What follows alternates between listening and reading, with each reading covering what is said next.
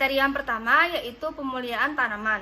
Pemuliaan tanaman terbagi menjadi dua, yaitu pemuliaan tanaman secara konvensional melalui persilangan, dan yang kedua, pemuliaan tanaman secara modern atau bioteknologi. Nah, pemuliaan tanaman secara konvensional tersebut contohnya yaitu tanaman dengan karakter unggul.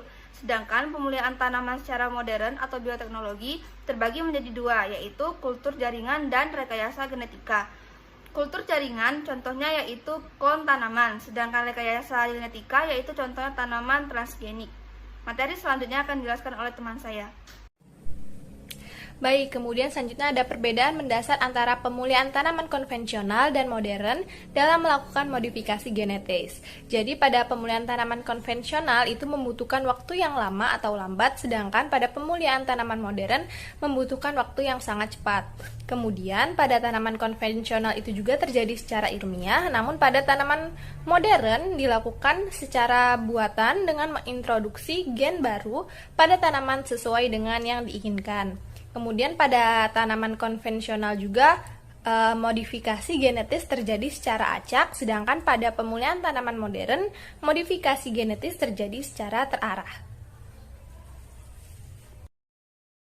Baik, saya Nabila Livia Inaya akan melanjutkan materi mengenai pengertian bioteknologi bidang tanaman. Bioteknologi itu sendiri merupakan penerapan metode saintifik untuk memodifikasi organisme hidup atau sel dengan tujuan tertentu, di mana bioteknologi ini menggunakan teknologi dengan sistem biologis organisme hidup atau teori turunan untuk membuat suatu produk. Bioteknologi pertanian atau agriculture bioteknologi itu memiliki pengertian yang sangat luas, sehingga cakupannya itu meliputi animal breeding dan plant breeding. Plant breeding ini dapat dilakukan secara modern maupun konvensional. Untuk plant breeding secara konvensional disebut dengan pemulihan tanaman, sedangkan plant breeding secara modern disebut dengan bioteknologi bidang tanaman, yang tujuannya untuk menghasilkan bibit yang unggul. Oke, baik. Saya Yulia Damayanti dengan NPM 1913024045 akan melanjutkan presentasi dari rekan saya, yaitu pada poin ketiga mengenai contoh pemanfaatan bioteknologi di bidang tanaman. Seperti yang kita tahu, tanaman merupakan salah satu sumber daya yang sangat penting dalam upaya pengobatan dan upaya mempertahankan kesehatan masyarakat.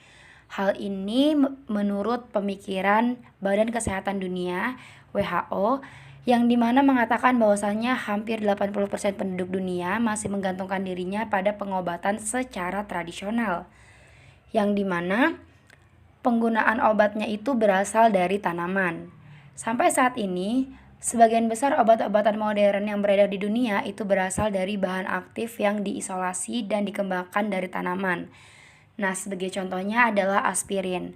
Aspirin adalah analgesik yang paling populer yang diisolasi dari tanaman salik Babylonica dan Spirea sp. Demikian juga dengan paclitaxel dan vinblastine yang merupakan obat anti kanker yang sangat potensial yang berasal dari tanaman. Yang kedua, selain di bidang kesehatan, ada juga di bidang budidaya, di mana dengan kemajuan yang pesat dalam bidang bioteknologi ini telah dapat dihasilkan beberapa jenis tanaman transgenik yang dapat memproduksi vaksin rekombinan. Baik, sekian dari saya, selanjutnya akan dijelaskan oleh rekan saya. Terima kasih. Baik, saya Dewi Sinta Rahayu akan melanjutkan presentasi mengenai contoh pemanfaatan bioteknologi bidang pangan. Yang ketiga yaitu bidang multiplikasi, di mana pada bidang ini dilakukan untuk menggandakan atau memperbanyak bahan tanaman dan juga memelihara bahan tanaman ini untuk dapat digunakan pada waktu tertentu. Nah, perbanyakannya dapat dilakukan melalui perangsangan pertumbuhan tunas cabang dan aksilar dan merangsang terbentuknya tunas pucuk yang adventif baik secara langsung maupun melalui perangsangan kalus terlebih dahulu. Selanjutnya yang keempat yaitu bidang rekayasa genetika, di mana rekayasa genetika ini merupakan manipulasi gen suatu organisme menggunakan bioteknologi. Hal ini merupakan satu set teknologi yang digunakan untuk mengubah susunan genetik dari sel, termasuk transfer gen-gen, dan melintasi batas-batas spesies untuk menghasilkan organisme yang meningkat. Nah, DNA baru akan diperoleh dengan mengisolasi dan menyalin materi genetik dari induk menggunakan metode DNA rekombinan. Nah, contoh dari rekayasa genetika ini yaitu saat pembuatan insulin dan juga pembuatan vaksin. Baiklah, di sini saya Dea Olivia Amanda, NPM 191302405 akan melanjutkan presentasi mengenai contoh pemanfaatan dari bioteknologi di bidang tanaman. Yang kelima yaitu pada bidang screening mikroba endofit yang dapat menghasilkan metabolit sekunder yang sangat penting dalam pengembangan bahan. Baiklah, saya akan melanjutkan materi tentang kelompok saya. Nama saya M. Dimahditya Asri dengan NPM 1913024339 tentang materi kultur jaringan. Nah, untuk pengertian kultur jaringan itu sendiri adalah suatu teknik untuk menumbuhkan sel jaringan ataupun irisan organ tanaman di laboratorium pada suatu media buatan yang mengandung nutrisi yang aseptif atau steril untuk menjadi tanaman yang utuh. Baiklah, selanjutnya akan dilanjutkan oleh rekan saya. Terima kasih. Baik, di sini saya Salvia Nulandari akan melanjutkan mengenai tahapan kultur jaringan. Untuk tahapan yang pertama itu ada pemilihan dan persiapan tanaman induk. Nah, hal ini sangat penting sekali karena tanaman juga harus terbebas dari hama dan juga penyakit. Untuk prosesnya itu dimulai dari pemilihan jenis, spesies, dan juga varietas yang jelas. Persiapan pemilihan tanaman itu dapat dilakukan di dalam laminar airflow atau juga dapat dilakukan di greenhouse. Tujuannya agar tanaman yang ingin dikulturkan itu dapat tumbuh dengan baik. Untuk tahapan yang kedua yaitu inisiasi kultur. Tujuan dari inisiasi kultur ini yaitu untuk memenuhi prinsip aseptik dan juga aksenik. Aseptik yaitu terbebas dari mikroorganisme, sedangkan aksenik itu terbebas dari mikroorganisme yang tidak diinginkan. Eksplan yang dikulturkan dapat menginisiasi pertumbuhan tanaman yang baru, sehingga kita dapat memilih bagian tanaman yang paling baik untuk proses kultur selanjutnya. Untuk tahapan yang ketiga yaitu ada sterilisasi. Sterilisasi ini dilakukan untuk memenuhi persyaratan bahwa segala sesuatu yang dilakukan dalam proses kultur jaringan itu harus terbebas dari kontaminan. Tempat yang steril yang berada di dalam laminar airflow, alat yang ingin dipakai juga harus disterilkan dengan menggunakan larutan etanol. Serta orang atau teknisi yang akan melakukan kultur itu juga kondisinya harus steril. Tahapan yang keempat itu ada multiplikasi.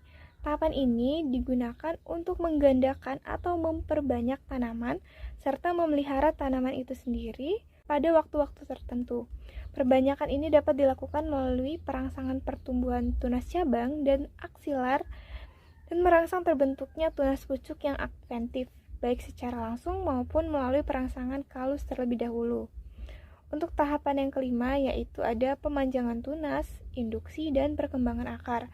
Tunas-tunas yang dihasilkan pada saat multiplikasi itu nanti dipindahkan dari media in vitro yang bersifat steril ke lingkungan luar untuk proses pemanjangan tunas. Setelah tumbuh cukup panjang, tunas tersebut nanti akan diakarkan.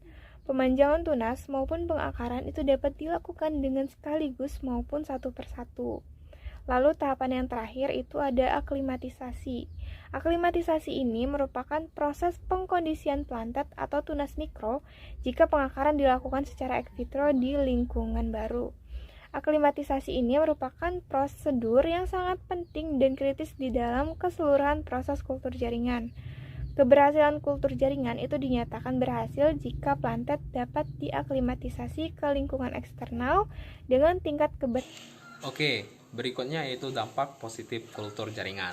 Dampak positif dari kultur jaringan yaitu mendapatkan tanaman baru dalam jumlah banyak dalam waktu yang relatif singkat, yang mempunyai sifat fisiologi dan morfologi sama persis dengan induknya, memperoleh tanaman baru yang bersifat unggul dengan jumlah yang dihasilkan banyak, tidak terbatas, bibit terhindar dari hama penyakit. Teknik penanaman dilakukan secara cepat, hemat waktu, sehingga tidak tergantung dengan musiman. Baiklah, selanjutnya yaitu dampak negatif dari kultur jaringan. Bentuk negatif dari kultur jaringan itu sendiri dapat menyebabkan hilangnya plasma nutfah dari tanaman tertentu, serta akan mengeliminasi tanaman ataupun hewan yang tidak unggul sehingga akan punah. Baik, saya Baby Olivia Alianda akan melanjutkan materi mengenai rekayasa genetika. Yang pertama itu ada pengertian. Rekayasa genetika tanaman adalah manipulasi genom tanaman dengan bioteknologi, atau dengan kata lain, pengetahuan dan metode tentang pembuatan tanaman transgenik. Tanaman transgenik adalah tanaman yang telah disisipi gen asing yang berasal dari makhluk hidup lainnya, bisa sesama tanaman, hewan, ataupun bakteri. Tujuannya dari pembuatan tanaman transgenik adalah untuk mendapatkan tanaman unggul yang lebih baik dari tanaman aslinya. Untuk materi selanjutnya akan dijelaskan oleh rekan saya. Baiklah, saya Fitriandayani akan melanjutkan materi pada proses tahapan rekayasa genetika. Nah, dari gambar ini, pada tahapan pertama, DNA yang mengandung gen yang ingin disisipkan, dilanjutkan bagian DNA yang akan dipotong menggunakan enzim restriksi, sampai ke regenerasi sel tanaman. Nah, pada regenerasi sel tanaman ini, sebelumnya sudah mengalami plasmid TI DNA yang mengandung gen dan plasmid TI hasil rekombinan yang dimasukkan ke dalam sel tanaman. Nah, yang menghasilkan di mana hasil regenerasi sel tumbuhan terbentuk satu tumbuhan utuh dan memiliki sifat baru sesuai gen yang disisipkan. Nah, adapun teknik rekayasa genetika yang dilakukan melalui beberapa tahapan.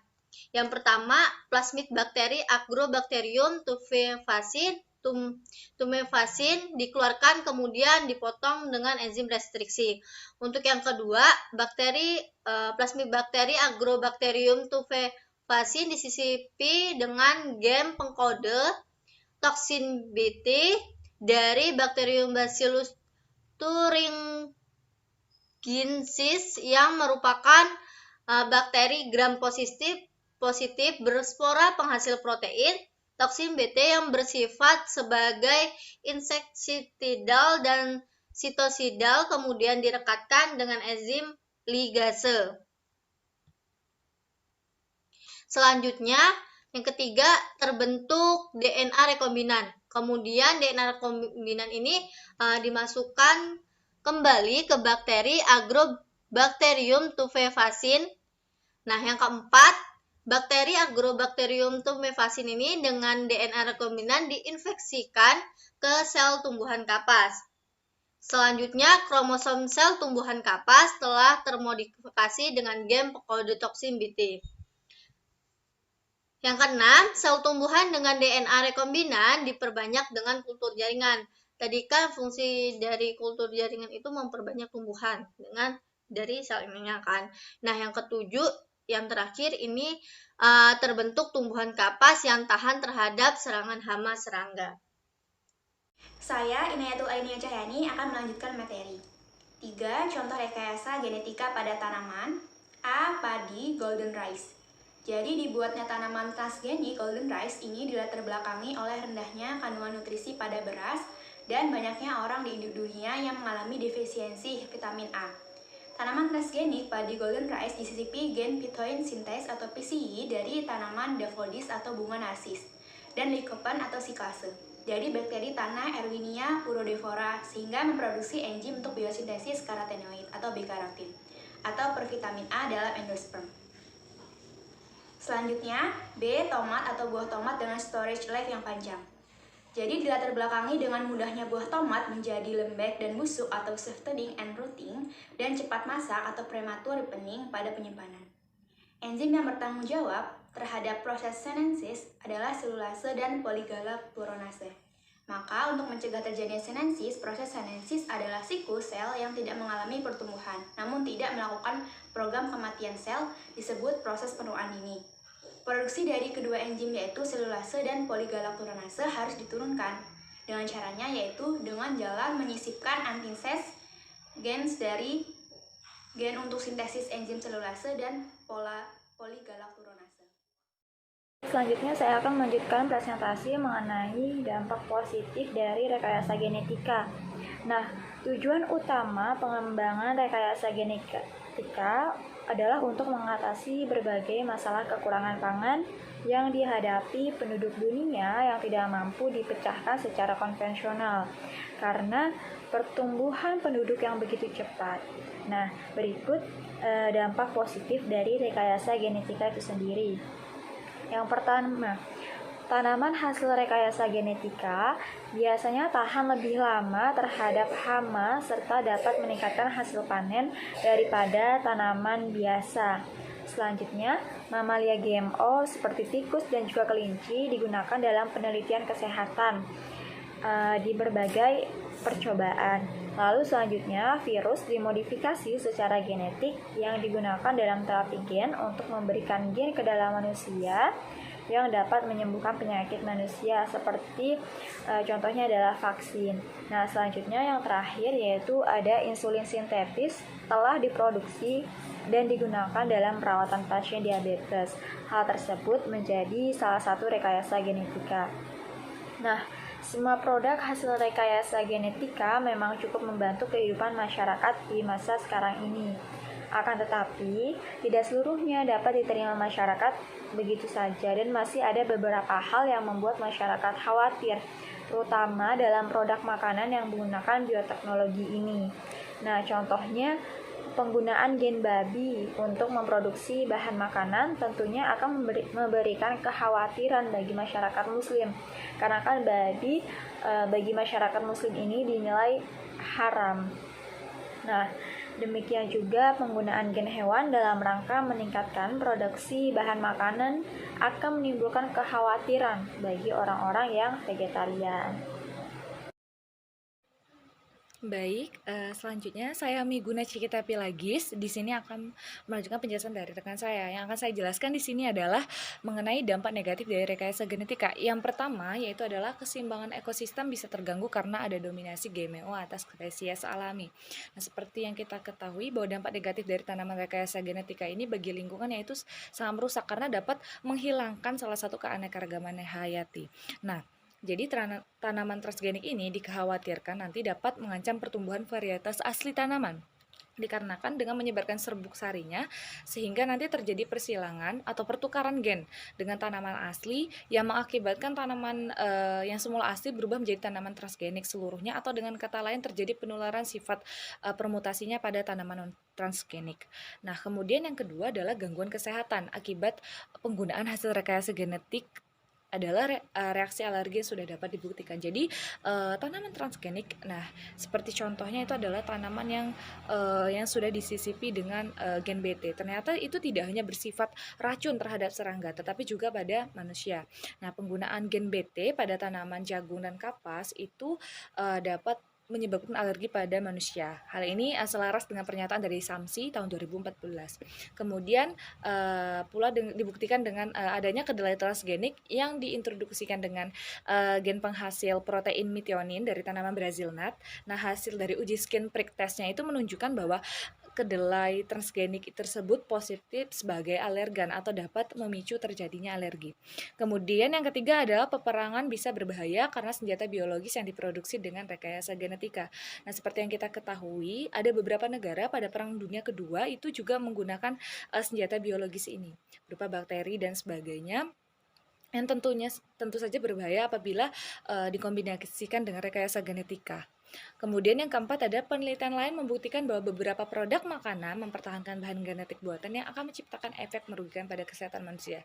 Jadi sebenarnya tanaman hasil transgenik ini selain tadi dapat menyebabkan yang namanya alergi, juga ternyata ada penelitian yang membuktikan bahwa tanaman hasil dari rekayasa genetika juga diduga bersifat karsinogenik atau berpotensi menyebabkan kanker serta minim gizi. Karena apa? Karena kandungannya telah dimodifikasi sedemikian rupa sehingga menghilangkan beberapa kandungan alami produk hasil olahannya. Demikian yang dapat saya jelaskan, kurang lebihnya saya mohon maaf. Terima kasih. Baik, saya Fiorista dan saya akan menyampaikan hasil dari kesimpulan pada presentasi kita hari ini. Nah, adapun kesimpulan dari presentasi kita yaitu bioteknologi pertanian merupakan metode untuk memodifikasi varietas unggul yang membantu dalam menyediakan kebutuhan pangan dengan aplikasi teknologi. Nah, cangkupan dari agricultural bioteknologi atau bioteknologi bidang pertanian itu mencakup pada animal breeding dan plant breeding. Nah, itu terjadi secara konvensional dan modern. Kemudian pengaplikasian pada plant breeding secara konvensional itu dikenal sebagai pemuliaan tanaman. Nah, sedangkan plant breeding secara modern itu dikenal sebagai bioteknologi bidang tanaman. Nah, bioteknologi bidang tanaman itu memiliki keunggulan diantaranya dapat memodifikasi gen tanaman secara langsung dengan membawa sifat unggul yang diinginkan dari genom tanaman. Sehingga tanaman yang dihasilkan itu relatif banyak dan kualitasnya yang unggul. Sehingga pemanfaatan bioteknologi bidang tanaman itu sangat berpengaruh khususnya pada bidang kesehatan, yaitu menjadi obat analgesik dari tanaman Salik babylonica dan Spirea sp. Selain itu, di bidang pangan, kebutuhan pangan itu menjadi terpenuhi dengan nutrisi yang baik seperti halnya pada padi golden rice. Baik, jadi itulah tadi hasil presentasi dari kelompok kami. Atas perhatiannya kami ucapkan terima kasih dan kami akhiri. Wassalamualaikum warahmatullahi wabarakatuh.